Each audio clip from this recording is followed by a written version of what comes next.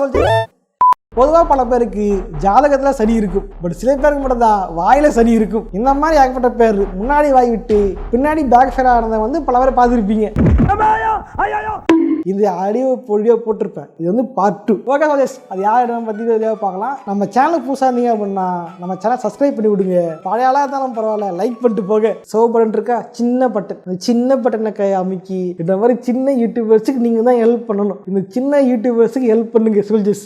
RTR போட சொன்னீங்க, RTR போட்டேன். ஜிடிஏ போட சொன்னீங்க, ஜிடிஏ போட்டேன். மூவி ரோஸ் போட சொன்னீங்க, மூவி ரோஸ் போட்டேன். சிவானா போட சொன்னீங்க, சிவானா ஓட்டினேன். இவ்வளோ பண்ண எனக்கு ஏன் சப்ஸ்கிரைப் மட்டும் பண்ண மாட்டேங்கிறீங்க? சப்ஸ்கிரைப் பண்ணுங்க. பண்றேன், எனக்கு சப்போர்ட் இல்ல மக்களே. பாஸ் நீங்க எப்படி ஆயிட்டீங்க? ஓரம் ஷோல போயிடலாம். நான் கந்தசாமி, இந்த ஷோ கோலிவுட் கந்தசாமி.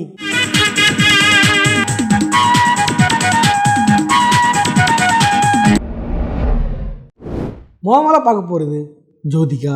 நம்ம அண்ணி பார்த்தீங்க அப்படின்னா சில காலங்களாகவே வந்து இந்த பேர் அடிப்படையில் வந்து முதல் ஆளாக இருக்காங்க. இவங்க பேர் தான் அடிக்கடி அடிப்படுது. இதுக்கு முன்னாடி என்ன ஆச்சு அப்படின்னா கங்கோ படம் வரும்பொழுது என் புருஷன் எவன்டா கேட்குறது அப்படின்ற மாதிரி ஸ்டேட்மெண்ட் இருப்பாங்க. படம் நல்லா தான் இருந்துச்சு. பல பேர் வந்து இந்த சூர்யா படம்னாலே டார்கெட் பண்ணுறீங்க. இந்த படம் அந்தளவுக்குலாம் ஒன்றும் மொக்க கிடையாது. ஃபர்ஸ்ட் அரை மணி நேரம் தான் மொக்க, நானே ஒத்துக்கிறேன். குற்றவாளியே ஒப்புக்கொண்டு விட்டார். ஆகையால் தாமதிக்காமல் தண்டனையை உடனே வழங்குமாறு தாழ்மையை கேட்டுக்கொள்கிறேன்.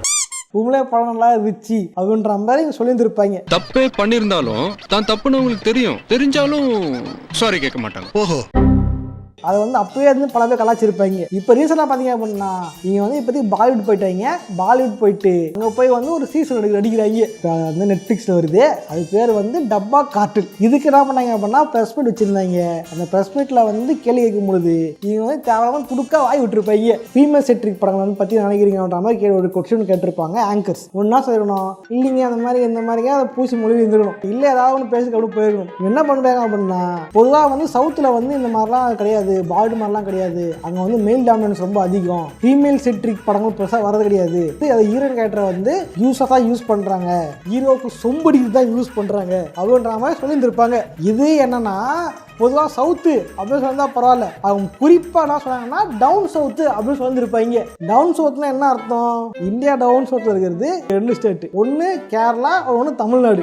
இவங்க மலையாள படத்தில் ஒர்க் பண்ண கிடையாது. பொதுவாக ஒர்க் பண்ணது தமிழ் படங்களை தான். அப்போ என்ன சொல்ல வராங்க, தமிழ் படம் இந்த மாதிரி தான் அப்படின்ற மாதிரி சொல்ல வராங்க. எனக்கு என்ன புரியல அப்படின்னா ஃபீமேல் செட்ரிக் படங்கள் இங்கே வரல அப்படின்னு நீங்கள் எதை வச்சு சொல்லிட்டீங்க அப்படின்னு எனக்கு தெரியல. இன்னொன்று, பாலிவுட் மாதிரி மற்ற இண்டஸ்ட்ரிக்கு போனதுக்கப்புறம் நீங்கள் வளர்ந்தது, பேர் வாங்கினது, நீங்கள் கல்யாணம் பண்ணிட்டு போனது, இன்னைக்கு வந்து ப்ரொடக்ஷன் கம்பெனி நடத்துறது, பெருசாக நிறைய படங்கள் ரிலீஸ் பண்ணுறது எல்லாமே தமிழ்நாட்டில் தான், தமிழ் சினிமா இண்டஸ்ட்ரியில் தான் எல்லாமே வளர்ந்தது இங்கே தான். அப்படி இருக்கும்பொழுது இன்னொரு இண்டஸ்ட்ரிக்கு போகும்பொழுது தமிழ் இண்டஸ்ட்ரியை வந்து இப்படி கேவலப்படுத்தி பேசுறது சரியா அப்படின்றது எனக்கு தெரியல. என்னன்னா ஜோதிகா வந்து சொந்த ஊர் வந்து நார்த்து தான். இப்போ நார்த்தில் செட்டில் ஆகிட்டாங்க, ஓகேவா? இப்போ அங்கே நான் போய் படம் அடிக்கிறேன் அப்படின்றதுனால இங்கே வந்து தமிழ் சினிமாவை பேசுறது சரியா அப்படின்னு எனக்கு தெரியல. நீங்கள் சரியா நீங்கள் சொல்லுங்க, அவங்க பேச சரியா தப்பா அப்படின்ட்டு. அப்புறம் இன்னொரு விஷயம், தமிழில் வந்து ஃபீமேல் செட்ரிக் படங்கள் வரல அப்படின்ட்டு எதாவது சொல்கிறாங்க அப்படின்னு தெரில. நானும் பண்ணியிருக்கேன்னு சொல்லியிருக்கீங்க, பட் தமிழில் ஏகப்பட்ட ஹீரோயின்ஸ் வந்து ஃபீமேல் செட்ரிக் படங்களும் பண்ணியிருக்காங்க. இதான் சொன்னால் ஐஸ்வர்யா தெரியுமா, அவங்களோட ரீசெண்ட் படங்கள் எல்லாமே ஃபீமேல் செட்ரிக் படங்கள் தான் நடிச்சிட்டு இருக்காங்க. அதனால தான் போயிட்டு இருக்கு. கனாலாம் இட்டு கனா அடிச்சாங்க மெஸ்கேனோட சேர்ந்து. அப்போ இப்போ எடுத்துட்டு இருக்கீங்க தெரியுமா, டப்பா காட்டில் ஒன்று படம், டப்பாக்குள்ள போதை பொருள் வச்சு பெண்கள்லாம் சேர்ந்து பிஸ்னஸ் பண்ணுற மாதிரி இருக்கு தெரியுமா. இந்த கான்செப்டில் ஆல்ரெடி நம்ம நேந்திரா பான் அடித்து அந்த படம் ஹிட் ஆயிருக்குது, கோகிலா அப்படின்ற பேர்ல. அப்படி இருக்கும்போது தமிழ் சினிமா ஏத்துக்க மாட்டாங்க, இந்த மாதிரிலாம் வராதுன்ட்டு நீங்க எந்த வன்மத்துல பேசுறீங்க அப்படின்னு தெரியல. பாஸ் வேற என்ன, கங்குவா அடிச்சிக்கல அந்த வன்மம் பாஸ். இது வன்மமா கடவுளே. அரசியல் இந்த மாதிரி பார்த்தீங்க அப்படின்னா இவங்க பேசுனது பயங்கர கான்ட்ரவர்சியாக போயிட்டு இருக்கு. இது மட்டும் மறுபடியும் இப்போ ரீசெண்டாக பார்த்தீங்க அப்படின்னா கங்குவா படத்தை பற்றி மறுபடியும் பேசியிருக்காங்க. என்ன பிரச்சனை, கங்குவா படத்தில் ஓட்டாங்கன்றது உங்களுக்கு வந்து வன்மம் ஆயிடுச்சு, மனசுக்குள்ள புரிஞ்சுட்டு மனசை வந்து பிராண்டுது போல. இந்த இன்டர்வியூ சொல்லியிருப்பாங்க, நானும் சில படங்கள் பண்ணியிருக்கேன் அப்படின்ட்டு. நீங்களே பண்ணியிருக்கீங்க, நீங்களே ப்ரொடக்ஷன் வச்சிருக்கீங்க, நீங்கள் ஃபேமஸ் சரி படம் எடுங்க. கரெக்டாக தான் சொல்கிறது, உங்கள்கிட்ட 2D என்டர்டைன்மெண்ட் அப்படின்ட்டு ஒரு ப்ரொடக்ஷன் கம்பெனி இருக்கு. அதில் உங்களை தவிர்த்து மற்ற ஹீரோயின்ஸை வச்சு படம் எடுங்க, அவங்களுக்கு ஃபேமஸ் எடுக்கிறது எடுங்க, எடுத்து சக்சஸ் பண்ணுங்க, அப்புறம் பேசுங்க. நீங்க வேற ஆக்டரா தான் பரவாயில்லையே, நீங்க வந்து ப்ரொடியூசர் தானே, கடனை சொல்றது. ஸோ இந்த விஷயம் தான் வந்து கொஞ்சம் கான்ட்ரவர்சியா போயிட்டு இருக்கு. நம்ம அந்நியார் பண்ண வேலையால ரீசெண்டாக பார்த்தீங்க அப்படின்னா எங்க பேர் ரொம்ப டேமேஜ் ஆகிட்டு இருக்கு. இது அவங்க கண்டுக்கவும் மாட்டேங்கிறாங்க, அது ரெஸ்பாண்ட் பண்ண மாட்டேங்கிறாங்க. என்ன பண்ணிட்டு போ, அதான் நான் பேசுவேன் அப்படின்ற மாதிரி. அது போன வாரம், நான் சொல்றது இந்த வாரம். நீங்க வந்து உங்க படத்துக்கோ வேற சொல்றீங்கன்னா வேற விஷயம். பட் வேற ஒரு இடத்துக்கு போயிட்டு நார்த் இந்தியா மாதிரி இடத்துக்கு போயிட்டு நீங்கள் முன்னாடி ஒர்க் பண்ணால் உங்களுக்கு பேர் கொடுத்த உங்களை வந்து வாழ வச்ச ஒரு இண்டஸ்ட்ரியை வந்து இப்படி கேவலப்படுதுன்றது ரொம்ப தப்பான ஒரு விஷயம்தான். அடுத்த பார்க்க போகிறது நயன்தாரா. நம்ம அன்னைக்கு என்ன ஆச்சுன்னு தெரியலீங்க, எல்லா நியூஸும் இதான் அப்படியே பண்ணுறாங்க. எங்கள் ஆச்சு நான் ஆல்ரெடி போன பாட்டிலே இப்போ பேசியிருப்பேன், இந்த பாட்டுக்கு புது கண்டு கொடுத்துருக்காங்க. எனவே தேங்க்ஸ் அண்ணி புது கண்டு கொடுத்ததுக்கு. அது போகிறத பழசாகிட்டு இருக்கும். மேபி என்ன பண்ணால் நம்ம நயன்தாராணி வந்து ஒரு ஸ்டேட்மெண்ட் தாங்க புதுசாக, என்னை வந்து யாரும் வந்து லேடி சூப்பர் ஸ்டார் சொல்லக்கூடாது அப்படின்ட்டு ஒரு அறிக்கையை விட்டுருப்பாங்க. இது என்ன பிரச்சனை பண்ணா, லேடி சூப்பர் ஸ்டார் யாரு கூப்பிட்டுது? அட யாரும் கேட்க மாட்டாங்கடா, நீயா எவனையாவது கூப்பிட்டு சொல்லு. இவங்கள வந்து லேடி சூப்பர் ஸ்டார் அப்படின்னு பட்டம் போட்டு எந்தெந்த படம் தான் போட்டுருக்காங்க அப்படின்னு பார்த்தீங்க அப்படின்னா, ஃபர்ஸ்ட் வந்து கனெக்ட் வந்து யாரோட படம், ரவுடி பிக்சர்ஸ் அப்படின்ட்டு இவங்க ப்ரொடக்ஷன் கம்பெனி வச்சிருக்காங்க. இவங்க ப்ரொடக்ஷன் கம்பெனியில் தான் வந்து இந்த லேடி சூப்பர் ஸ்டார் பட்டம் போட்டிருக்காங்க. அடுத்து இன்னொரு படம் பார்த்தீங்க அப்படின்னா, நான் ரவுடி தான் அந்த டேரக்டர், அவர் எடுத்த படம் தான் வந்து காத்து வாக்க 2 காதல். அதுலேயும் பார்த்தீங்கன்னா லேடி சூப்பர் ஸ்டார் அப்படின்னு போட்டிருப்பாங்க. இந்த படத்தில் ப்ரொடியூசர் யாரு? வேற யாரு? நான் தான். இதே ரவுடி பிக்சர்ஸ் தான். ரவுடி பிக்சர்ஸோட ஓனர் யாரு? நீங்களே உங்களுக்கு லேடி சூப்பர் ஸ்டார் பட்டத்தை போட்டுவிட்டு அப்புறம் வந்து போடாதீங்க அப்படின்ட்டு வெளியே வந்து சொன்னா எல்லா படம் அடிப்பாடுங்க. ஓ எல்லாமே இவர் தானா? இவங்க என்ன பண்ணிருக்கணும், இங்க மேனேஜரை கூப்பிட்டு இனிமேல் மடுகிற படத்தெல்லாம் ரைட்லாம் போடாதீங்கப்பா அப்படின்னு சொல்லியிருந்துருக்கணும். எனக்கு எதுக்கு பாராட்டு விழா? அதை விட்டுப்புட்டு பொதுமக்கள் கிட்ட வந்து சொன்னா அனுப்பாங்க. அவரே கொண்டு வைப்பாராம், அவரே எடுப்பாராம், பழி எங்க மேல போடுவாராம். ஸோ இந்த மாதிரி நம்ம அண்ணி வந்து தேவலாம கண்டதை பேசி பல பேரால வந்து டோர்னமெண்ட்லாம் மாறிட்டு இருக்காங்க. இப்போ ரீசெண்டாக இவங்க பண்றது எல்லாமே டோர்னமெண்ட்லாம் மாறிட்டு இருக்கு. சரியா சொல்லணும்னா நம்ம அண்ணன் போயிட்டு கவர்மெண்ட் பில்டிங் வந்து விலை கேட்டது. அப்புறம் இவங்களே கல்யாண சீடியை நெட்ஃபிளிக்ஸுக்கு பல கோடி வித்துட்டு நம்ம மிஸ் அடி அண்ணங்கிட்ட போய் சண்டைக்கு போனது. அப்போ நார்மல் பீப்புள் இல்ல அப்படின்ட்டு அது ஒரு கான்ட்ரவர்சி ஆனது. ஐயோ சொன்னா புரிஞ்சுக்கங்கனே, நான் நார்மல் பீப்புள் கிடையாது. அப்புறம் ஏலியன் நீயே? நான் ஒரு ஏலியன், முந்தானத்து தான் மாஸ்டர் இருந்து வந்தேன்.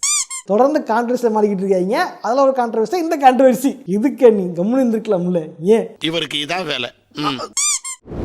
அடுத்த பார்க்க போகிறது பிரியங்கா மோகன். சரி, இவங்க வந்து பார்த்தீங்கன்னா நாக்கில் சனிலாம் இல்லை, இவங்க வந்து வாய் எதுவும் கொடுக்கல, பட் எதுவுமே பண்ணலன்றதான் இங்கே பிரச்சனையே. Eat 5 star, do nothing. இப்போ அதை சொல்கிறது, இவங்க ஃபர்ஸ்ட் நடித்த படம் வந்து டாக்டர் படத்தில் வந்து க்யூட்டாக ஒரு இந்த கேரக்டருக்கு ஏற்ற மாதிரி இருந்தாங்க. கடை செட்டாக இருந்துச்சு. எல்லாம் வந்து புது ஹீரோயின்றா அப்படி சிம்பிளிச்சிட்டு இருந்தானுங்க. அதனால தான் வந்து பெருசாக கண்டுல. எதற்கும் தெரிஞ்ச படத்தில் கூட பெருசாக ரோல் இல்லை, ஒரு பாட்டு டான்ஸ் ஆனாங்க. பயங்கரமாக அந்த பாட்டு வரும்பொழுது பயங்கரமாக சிம்பிளிச்சிட்டு இருந்தாங்க அந்த ஆக்ட்ரஸுக்கு. பட் அடுத்தடுத்து படங்களில் தான் வந்து பெரிய பிரச்சனை ஆச்சு. குறிப்பாக சொன்னால் கேப்டன் மில்லரில் ஒரு மீம் டெம்ப்ளேட்டாகவே மாறிச்சு. ஒரு சீன் ஒன்று என்னன்னா, ஒரு சீனில் ஆக்ரோஷமாக வந்து அதான் கோவத்தோட ஆக்ரோஷத்தோட துப்பாக்கி பிடிச்சி ஒரு சீன் நடிச்சிருக்கணும். உனக்காகவாவது முறைச்சுக்கிட்டே இரு, முறடா முறை. ஆனால் அக்கா நடிச்சிருப்பாங்க பாருங்க. அதை பார்த்து யாருக்குமே ஆக்ரோஷமாக கோவம் வரல, இதுவும் வரல. அதை பார்த்தனா பல பேருக்கு டக்குனு சிரிப்பு வந்துச்சு. சிரிக்காத சொன்னா எனக்கு அசிங்கமா இருக்கு. இதில் வேற நம்ம அக்கா சூர்யா சாட்டேன்ற படத்தில் போலீஸ் கிட்ட அப்புறம் போட்டிருப்பாங்க. உங்களை பார்த்தா சிறப்பு போலீஸ் மாதிரி இருக்குங்க சார். ஏன்னா படம் நிறைய மீம் வந்துச்சு. ரியாக்ஷனே கொடுக்க தெரியல, பண்ணுற ரியாக்ஷன்லாம் காமெடியாக இருக்குது அவன்ற மாதிரி ஏகப்பட்ட மீன் எங்களுக்கு சொந்திருக்கும். இது பெரிய நான் பார்த்தீங்க அப்படின்னா அவன் என்ன பண்ணாங்கன்னா, ஒரு ஃபேன் மட்டும் வந்து எனக்கு ஃபோட்டோ எடுக்கணும் வந்திருக்காரு. ஓகே, அதுக்கும் சொல்லிப்பாங்க, ஃபாலோ எல்லாம் பண்ணக்கூடாது, இப்பெல்லாம் கேட்கக்கூடாது, சரியா அப்படின்ட்டு க்யூட்டாக பேசியிருப்பாங்க. அது கரெக்டு தான், அது ஃபாலோ பண்ணி அவங்க அனுமதி இல்லாமல் ஃபோட்டோ எடுக்கிறது தப்பு தான் இல்லைன்னு சொல்ல. ஓகே, ஆனால் அது பல பேர் மீம் போட்டு ஓடிக்கிட்டு இருந்தாங்க. என்ன ஃபேன்ஸ் கிட்ட மட்டும் ஃபோட்டோ எடுக்க மாட்டேங்கிற, இன்னொரு ஆக்டர் கூட சேர்ந்து ஃபோட்டோ எடுக்கிற அப்படின்ட்டு நான் பல பேர் வந்து கலாச்சிக்கிட்டு இருந்தாங்க, இது பண்ணிட்டு இருந்தாங்க. இதுக்கு மாதிரி மீம்ஸ் இருக்கு, இது மாதிரி இன்னும் நிறைய விஷயங்கள்லாம் இருக்குது. ஓகே, இன்னும் பல காமெடியாக இருக்குது. பட் அதெல்லாம் சொல்றதுக்கு டைம் இல்லை. ஓகேவா, அதனால் வந்து இதில் கட் பண்ணிக்கிறேன். ஓகே சோல்ஜர்ஸ், வீடியோ பற்றி லைக் பண்ணுங்கள், ஃப்ரெண்ட்ஸோட ஷேர் பண்ணுங்கள். இந்த வீடியோவில் வந்து யார் பண்ணது வந்து காமெடியாக இருந்துச்சு, யார் பண்ணது வந்து இதுவாக கன்னடத்துக்குரியாக இருந்துச்சு, யார் இவ்வளோ பண்ணது தப்பு ப்ரோ, இவங்க இப்படி பேசியிருக்கூடாது ப்ரோ அவங்க நினைக்கிறத கமெண்ட்ஸாக கமெண்ட் பண்ணுங்கள். இதேமாதிரி யாராவது இருந்தாங்க அப்படின்னா அவங்களுக்கு கமெண்ட்ஸ் கமெண்ட் விடுங்க. அவனை வந்து இந்த பார்ட் 3ல பார்க்கலாம். ஓகேவா? ஓகே, பார்ட் 3 என்னை வெறுக்கிறியா பார்ட் 3.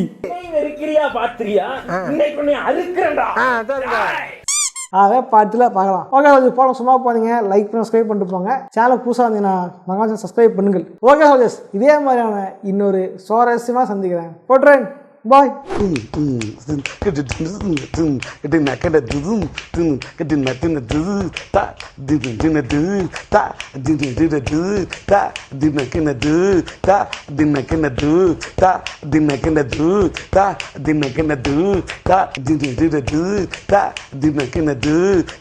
தின